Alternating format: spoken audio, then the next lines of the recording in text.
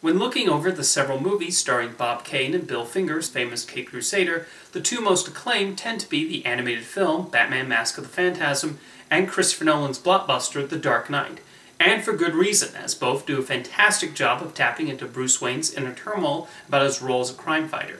He also battles against his arch-enemy the Joker and another villain who shares a certain personal connection with him.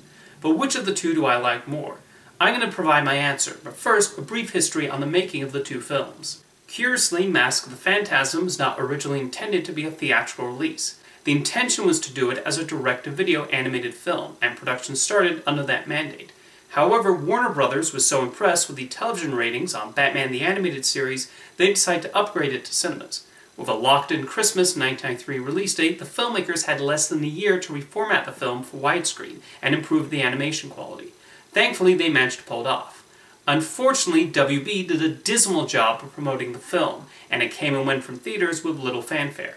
It was only when Mask of the Phantasm came out on video that people started to discover the movie, and it's become highly regarded ever since. With The Dark Knight, Nolan followed up his Batman Begins and was given even more creative control from the studio with his depiction of Gotham City and other aspects. This sequel also had less pressure on it than its predecessor, which had the task of getting audiences back on board with Batman following the underwhelming response to Batman and Robin. The acclaim given to Batman Begins showed people would respond to this more serious take as well as Christian Bale's portrayal of Bruce Wayne. Nolan sought to put Batman in a realistic environment, or as realistic as you can make a movie about a billionaire who dresses like a bat and fights criminals. The result is a spectacular action film with a lot on its mind about the roles of heroes and villains in our society.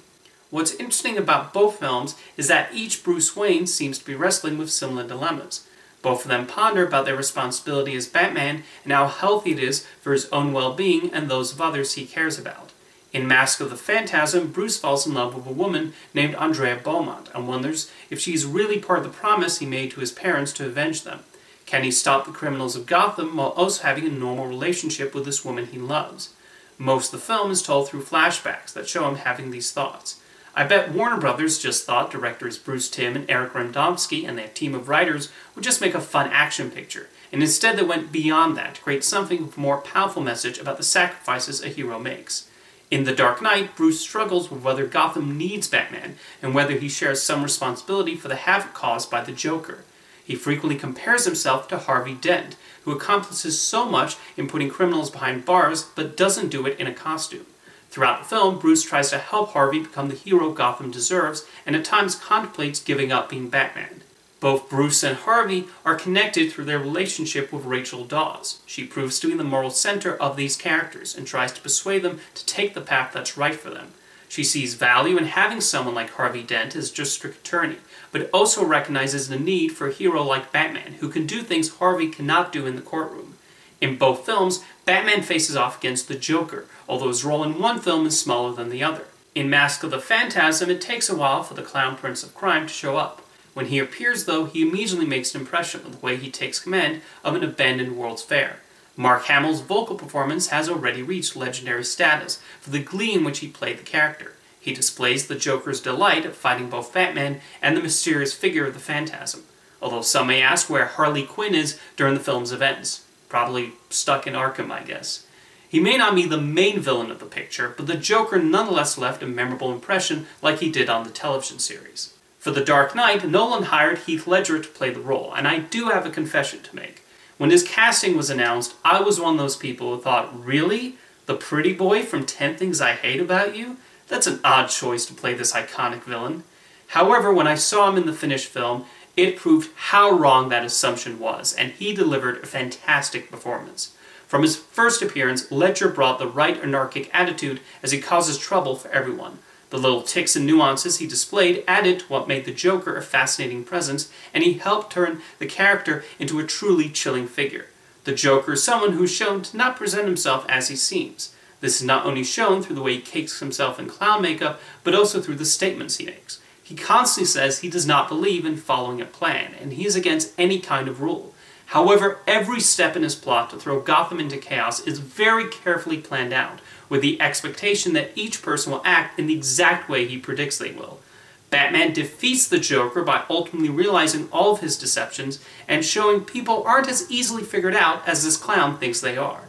Then there are the other central villains of these films. The Phantasm is revealed to be Andrea Beaumont, who takes revenge on the gangsters who tormented her father. The character represents the polar opposite of Batman. While Bruce's tragedy fueled him to try to do the right thing to save Gotham, Andrea's tragedy leads her to take extreme measures. Unlike Batman's no-killing rule, the Phantasm has no guilt about doing away with those who deserve it. Similarly, Harvey Dent's transformation into Two-Face also involves him taking revenge on those he feels are the reason Rachel ends up murdered by the Joker. Aaron Eckhart did an excellent job of portraying this change, while also providing foreshadowing along the way of it bubbling under the surface. Both are examples of tragic villains who are brought to the edge, and we see the overall effect this has on Bruce and the decisions he makes. In the action department, both films managed to give us some explosive and exciting sequences. The animation in Mask of the Phantasm was given the necessary upgrade for the big screen, and we get some great scenes over Gotham. One highlight is when the police department gives chase after Batman, and I have to wonder if it inspired a similar scene in The Dark Knight Rises, the third film in Nolan's trilogy. The climax of the World's Fair ends the film with plenty of bang, with a particularly clever moment where Batman and the Joker fight over a replica of the city.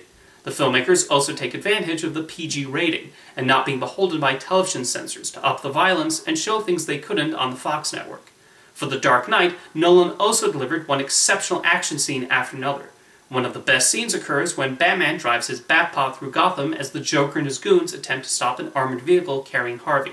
From start to finish, it's breathtaking, an incredible showcase for Nolan's skill in creating large-scale set pieces, Wally Pfister's camera work, and the talents of the stunt team and sound effects technicians. Lee Smith's editing also deserves praise for how he pieces the scenes together and keeps things interesting. Both films are exceptionally well-paced. Mask of the Phantasm runs about 78 minutes, but character development is never sacrificed. And even though The Dark Knight runs 2.5 hours, there is not a point where I feel restless or I'm waiting for it to get to the next action scene. These movies also deserve praise for the musical scores. Shirley Walker expanded on her themes from the animated series, including an amazing choral arrangement of Batman's theme for the opening titles. The new musical compositions add to the characters and what they're feeling, and are certainly pivotal to the action. Interestingly enough, on this recent viewing of Mask of the Phantasm, I noticed Hans Zimmer contributed to the synth pieces on the soundtrack. That's fitting, seeing as he would later compose the score for The Dark Knight alongside James Newton Howard. Their main theme from Batman Begins is a memorable one, befitting this interpretation of the character, and the new pieces also leave an impression, especially the Joker's theme. So as you can see, I've high praise for both these movies. I think they both deserve their place as some of the best Batman movies, and each do a fantastic job of exploring the character and the difficult decisions that come from protecting Gotham City. But if I have to pick one of them, I'm going to give a slight edge to Batman, Mask of the Phantasm. Of all the films starring one of my favorite superheroes, this one actually ranks at the top for me. Even though it's based on the animated series, it never feels like you're watching an extended episode. Mask of the Phantasm succeeds in depicting his origin story, and what led him to become Batman and the responsibilities and sacrifices that come with the job. He fights against two worthy villains, and the movie is also able to show his detective skills.